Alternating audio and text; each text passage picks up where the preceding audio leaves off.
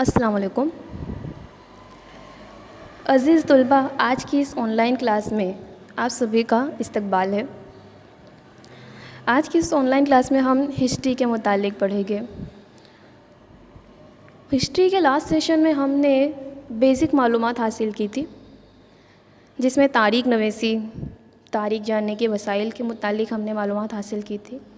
तारीख़ नवीसी यानी तारीख़ लिखते कैसे है, तारीख़ लिखने के लिए किन चीज़ों का इस्तेमाल किया जाता है वगैरह। आज के इस सेशन में हम 12th के जो सिलेबस है उस तारीख़ की शुरुआत करेंगे। उसमें अगर मैं आपको बताऊँ तो आपके टोटल 17 चैप्टर है, जिसमें बहुत ही इंटरेस्टिंग चैप्टर्स है, जिसको पढ़कर आपको कई ऐसी चीज़ों की मालूमात हासिल होगी जिसको आप नहीं जानते थे। शुरुआत करते हैं आज के हमारे फर्स्ट चैप्टर की, जिसका नाम है पस मंज़र भारत और जदीद भारत की तारीख़ का बुनियादी मवाद।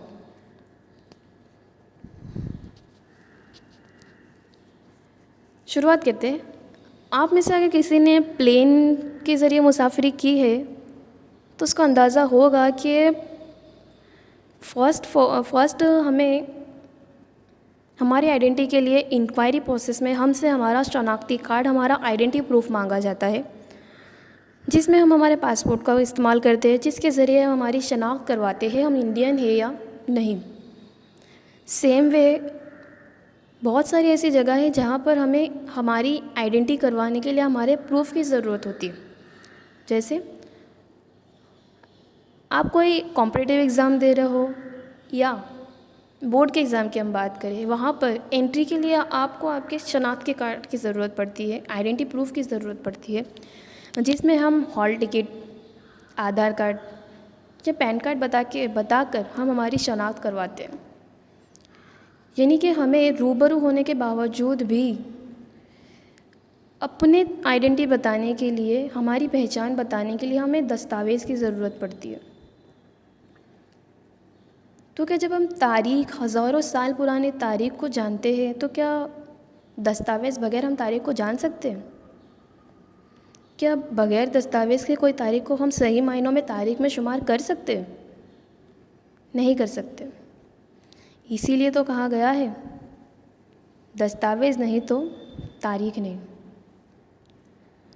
लास्ट सेशन में हमने तारीख़ किस तरह से जान सकते हैं इसके बहुत सारे अलग अलग वसाइल के बारे में देखा था, जैसे सिक्के, गैर मुल्की सयाहों के सफ़रनामे, जिसमें हमने बात की थी फाहियान, इत्सिंग, ह्यूएनसांग, जो चीन से आए थे और उन्होंने भारत में रहकर अपना आंखों देखा हाल अपनी किताबों में बयां किया है।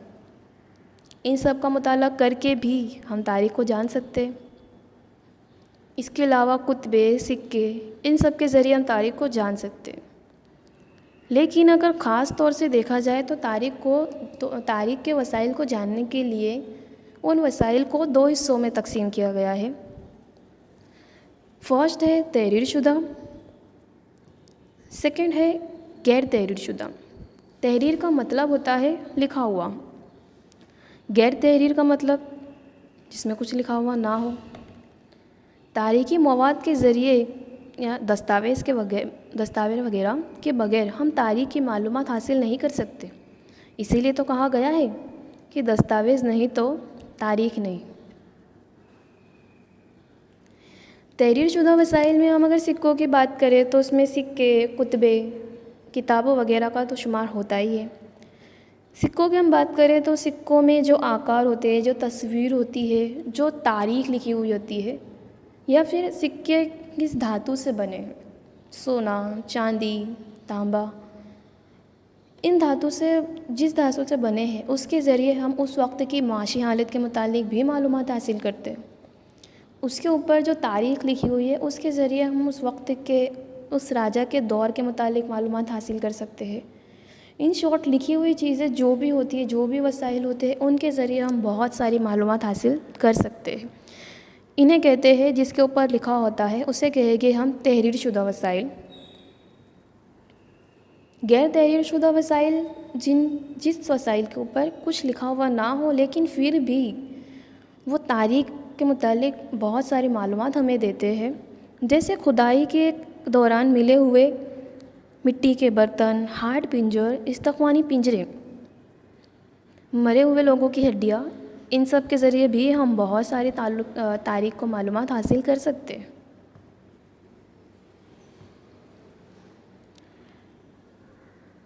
नेपोलियन का एक मशहूर मक़ोला है, मौरिक ऐसे मुख्तलिफ़ ज़राए का मुताला करके इसमें ऐसे हकीकत को शनाख्त करके हमारे सामने पेश करते हैं। तारीख़ नवीसी के लिए मौरिक बहुत से समाजी उलूम जैसे कि उमरानियात, इल्म माशियात, जोग्राफ़िया, इल्म नफ्सियात वगैरह की मदद लेते हैं और हमारे सामने तारीख़ को पेश करते हैं। आइए हम बात करते हैं नेपोलियन के मशहूर मक़ोले की। नेपोलियन ने जोग्राफ़िया को तारीख़ की आँख कहा है। तारीख़ में जोग्राफ़िया को तारीख़ की आँख कहा गया है क्योंकि नेपोलियन ने कहा कि आप मुझे किसी भी मुल्क की जोग्राफ़ियाई हालत के बारे में बताइए, मैं आपको उस मुल्क की तारीख़ बताऊँगा। मतलब नेपोलियन ने किसी भी मुल्क की जोग्राफ़ियाई हालत को इतनी इम्पोर्टेंस दी है कि उसका मुताला करके हम उस मुल्क की तारीख़ बता सकते हैं। इस तरह मुख्तलिफ़ साइंस के साथ साथ मौरिक के लिए मुँह ज़बानी रिवायतों का मुताला भी तारीख़ जानने का अहम वसीला है। इसलिए कहा जाता है कि तारीख़ इंसानी ज़िंदगी की तजुर्बा गाह है।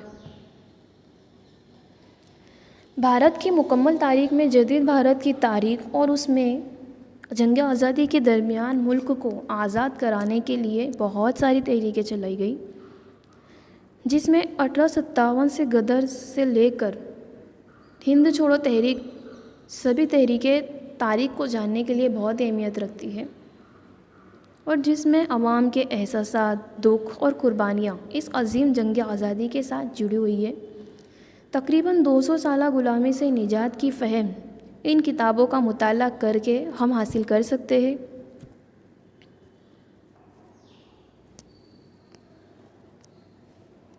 तारीख़ी मवाद। जदीद भारत की तारीख़ जानने के लिए बड़े पैमाने पर तारीख़ी मवाद हासिल हुआ है। तारीख़ी मवाद यानी मवाद का मतलब होता है मालूमात का ज़ख़ीरा, जिसमें तारीख़ के मुतालिक मालूमात पेश की गई हो, उसे हम तारीख़ी मवाद कहेंगे। भारत में कौमी दफ़ातर और रियासती दर्जे के कौमी दफ़ातर में इन मालूमात का ज़ख़ीरा किया गया है। इसमें से जदीद भारत की सियासी, समाजी, इक़्तिसादी नेज़ तहज़ीबी हालात पर रोशनी डालने वाले दस्तावेज़ और किताबों का शुमार होता है, जिसमें हम तकरीबन 200 साल तारीख़ के मुतालिक मालूमात हासिल कर सकते हैं। इन दफ़ातर में ऐसी चीज़ों का, ऐसे दस्तावेज़ का शुमार हुआ है जिनका मुताला करके हम भारत की तारीख़ को जान सकते हैं। भारत में गैर मुल्की हुकूमतों के मुतालिक मुंदरजा झील तरीक़ों से हम मालूमात हासिल कर सकते हैं। हम सबको पता है कि भारत को पहले सोने की चिड़िया कहा जाता था और यहाँ पर भारत ने तिजारत की गर्ज से बहुत सारे गैर मुल्की कौम भी भारत में आई, जैसे पुर्तगाली, डच, फ्रांसीसी और बरतानवी हुकूमत। इन सब का मुताला, इन सब के मुतालिक मालूमात हम जब ये भारत में आए, भारत में आकर इन्होंने किस तरह से अपनी तिजारती कोठियाँ कायम की, इन सब के मुतालिक मालूमात हमें किताबों के ज़रिए, किताबों का मुताला करके मिल सकती है। जैसे पुर्तगाली अवाम भारत में आई, उसके मुतालिक हम पुर्तगाली ज़रायों का इस्तेमाल करके, पुर्तगाली जितनी भी किताबें लिखी गई है उनका मुताला करके हम पुर्तगाली अवाम के मुतालिक मालूमात हासिल कर सकते हैं। डच अवाम की हम बात करें तो डच अवाम भारत में आई, उन्होंने किस तरह से अपनी तिजारती कोठियाँ कायम की, उसके मुतालिक भी बहुत सारी किताबें लिखी गई है जिनका मुताला करके हम डच अवाम और भारत की तारीख़ का मुताला कर सकते हैं। सेम वे फ्रांसीसी और बरतानवी हुकूमत भारत में आई और किस तरह से धीरे धीरे उन्होंने भारत में अपनी तिजारत को शुरू किया, उन सब के मुतालिक बहुत सारी 50,000 से ज़ायद किताबें लिखी गई है जिसका मुताला करके हम ईज़िली भारत की तारीख़ को जान सकते हैं। इसके अलावा ब्रिटिश ताज के मवाद, जंग आज़ादी के मवाद, मैं फिर से बता दूं, मवाद का मतलब होता है मालूमात का ज़ख़ीरा। ऐसी किताबें जिसमें हमें उस वक्त की मालूमात हासिल हो सके। अखबारात और सिक्के, अखबारात और रसाले। 1857 गदर के मवाद। इन सब मवाद को मुताला करके हम भारत की तारीख़ को सही मायनों में जान सकते।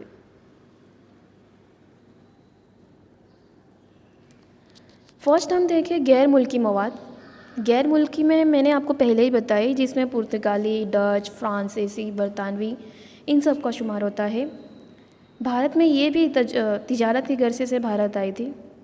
पुर्तगाली जहाज़ वास्को डी गामा भारत में आया, तब से लेकर तो भारत के साथ जितने भी तिजारती मराकज़ इसने कायम किए, वो सारी मालूमात हमें भारत में आए हुए पुर्तगाली अहम मरकज़ गोवा से, गोवा में जो दस्तावेज़ रखे हुए उसके मुतालिक हम मालूमात हासिल कर सकते हैं।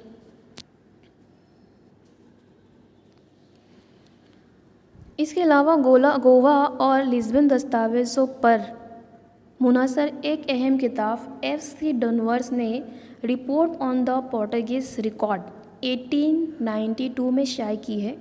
इस किताब को पढ़कर हम पुर्तगाली लोग भारत में आए, उन्होंने किस तरह से अपनी तिजारती कोठियाँ कायम की, जितनी भी पुर्तगाली से मुतालिक मालूमात हैं हम इस किताब का मुताला करके मालूमात हासिल कर सकते हैं। इसी तरह डच मवाद श्रीलंका के कोलंबो से डच ईस्ट इंडिया कंपनी के 8000 से ज़्यादा दस्तावेज़ हासिल होते हैं, जिसका मुताला करके हम डच मवाद, डच लोगों की, डच अवाम के मुतालिक मालूमात हासिल कर सकते हैं। सेम वे फ्रांसीसी मवाद, इंडिया ऑफिस लाइब्रेरी लंदन और दिल्ली के कौमी दफातर में भी कंपनी से जुड़े दस्तावेज़ मौजूद है। जदीद किताबों में G.B. मेल्सन की किताब history of the French in India अहम है, जिनका मुताला करके हम फ्रांसीसी मवाद, फ्रांसीसी लोगों के बारे में, फ्रांसीसी अवाम के मुतालिक मालूमात हासिल कर सकते हैं। बरतानवी मवाद, लंदन में इंडिया ऑफिस लाइब्रेरी में भारत के मुतालिक जानने के लिए तकरीबन 50,000 से ज़्यादा किताबें ब्रिटिश दौर की है। इतना ही नहीं, दिल्ली में मौजूद भारत के कौमी दफ्तर में ब्रिटिश दौर के भारत से जुड़े हुए बहुत सारे दस्तावेज़ हमें हासिल होते हैं, जिनका मुताला करके हम भारत में आई हुई तमाम गैर मुल्की मवाद को पढ़कर उसके बारे में हम जान सकते हैं।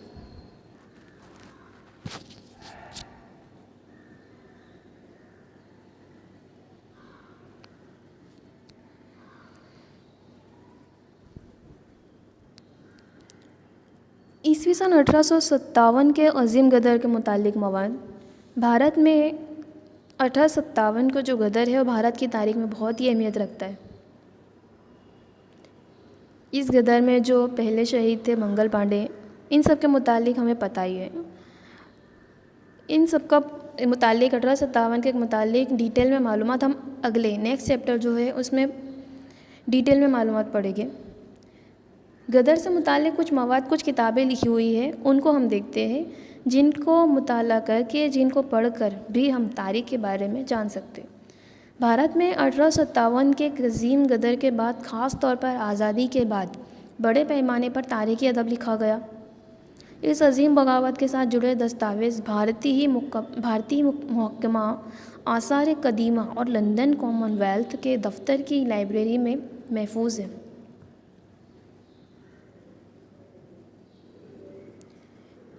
इस अज़ीम बगावत के बारे में सबसे पहले सर सैयद अहमद ख़ान ने लिखा है।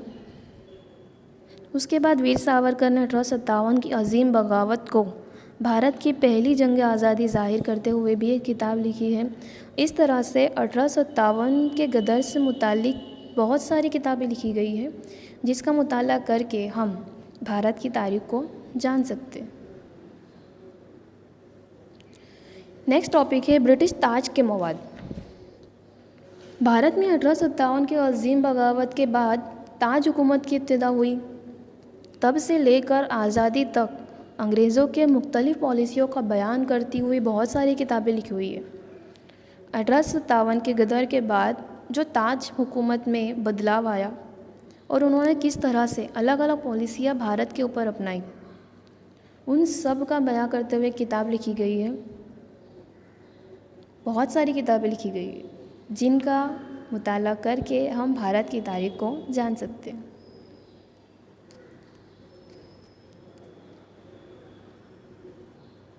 नेक्स्ट टॉपिक देखते हैं, जंग आज़ादी के मवाद। जंग आज़ादी के दरमियान का मवाद भारत की जंग आज़ादी और उस जंग अज़ीम के रहनुमाओं पर बड़े पैमाने पर किताबें, दस्तावेज़, अखबार जैसी शक्लों का मवाद हासिल हुआ है। राजा राम मोहन राय से लेकर महात्मा गांधी जैसे तमाम अजीम भारतीयों के बारे में अहम किताबें लिखी गई हैं। महात्मा गांधी जी की ज़िंदगी के बारे में सबसे ज़्यादा लिखा गया है। महात्मा गांधी जी की खत किताबत और उनके ख़यालात के बारे में अंदाज़न 100 किताबें नवजीवन प्रकाशन के ज़रिए गांधी जी 9 अक्षर दे किताब है, जिसका मुताला करके हम उस वक्त के जंग आज़ादी के दौर के मुतालिक मालूमात हासिल कर सकते हैं। नेक्स्ट टॉपिक है अखबारात और रसाले। ब्रिटिश दौर के बाद भारत में कौम परस्ती के फैलाव के लिए और समाजी और मजहबी इस्लाहात के शोबे में कई रसाले और अखबारात का शुरुआत हुई।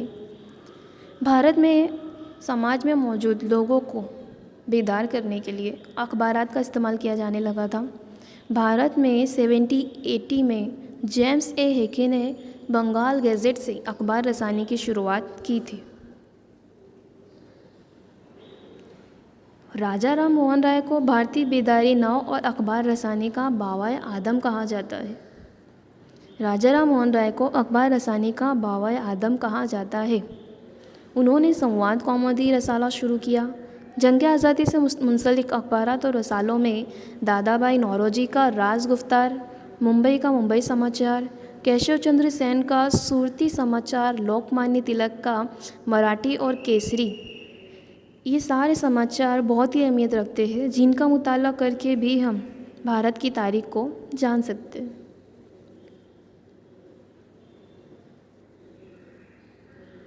नेक्स्ट है सिक्के, जिसमें रानी विक्टोरिया के सिक्के बहुत ही अहमियत रखते। ब्रिटिशों ने भारत में अपने सिक्कों की पॉलिसी तैयार की थी। वो अपने सिक्कों के ज़रिए भारत में तिजारत करते थे। उसके पहले मुग़ल बादशाहों के सिक्के, जिसमें दाम और रुपए का शुमार होता था, ऐसे सिक्के राइज थे। ताज की हुकूमत की इब्तिदा होने पर रानी विक्टोरिया के अक्स वाला और क्वीन विक्टोरिया लिखे हुए सिक्के राइज थे। जैसे आप यहाँ पे तस्वीर में देख रहे हैं, इस किस्म के सिक्के उस ज़माने में राइज थे। ब्रिटिशों ने भारत में अपने सिक्के राइज किए थे। ताज हुकूमत की इब्तिदा 1818 होने पर विक्टोरिया के अक्स जैसे क्वीन वाले सिक्के राइज थे।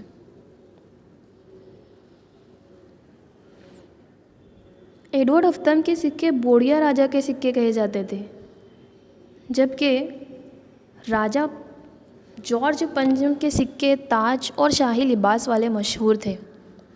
भारत में ब्रिटिश रियासतों में ब्रिटिश सिक्के राइज थे, जबकि हिंद की देसी रियासतों में राजा खुद अपने सिक्के राइज करते थे। सौराष्ट्र, कच्छ और बड़ौदा के राजाओं ने और दूसरे भारत के राजाओं ने देवनागरी रस्मुल ख़त में सिक्के चलाए थे। ब्रिटिश हुकूमत तकरीबन 200 साल तक भारत में जारी रही। अंग्रेज़ों की हुकूमत तकरीबन 200 साल तक भारत में जारी रही। ब्रिटिश हुकूमत की मुख्तलिफ़ पॉलिसियों के मुतालिक अंग्रेज़ी तारीख़ी मवाद हासिल होता है, तो जंग आज़ादी के मुतालिक बड़े पैमाने पर भारतीय और गैर मुल्की ज़बानों में तारीख़ी मवाद दस्तयाब है। तकरीबन 100 साल तवील अरसे तक जारी रही जंग आज़ादी और सफ़े अव्वल के लीडरों के मुतालिक काफ़ी मालूमात हासिल हो सकती है। बहुत सारी किताबें जो अंग्रेज़ हुकूमत भारत में आई, 200 साल तक उन्होंने हुकूमत की, उन सब के मुतालिक बहुत सारी ऐसी किताबें लिखी गई है जिनका मुताला करके हम भारत की तारीख़ को जान सकते हैं। इस चैप्टर में हमने मुख्तलिफ़ किस्म के तारीख़ी मवाद के मुतालिक मालूमात हासिल की, जिसमें बहुत सारी किताबों के नाम हैं।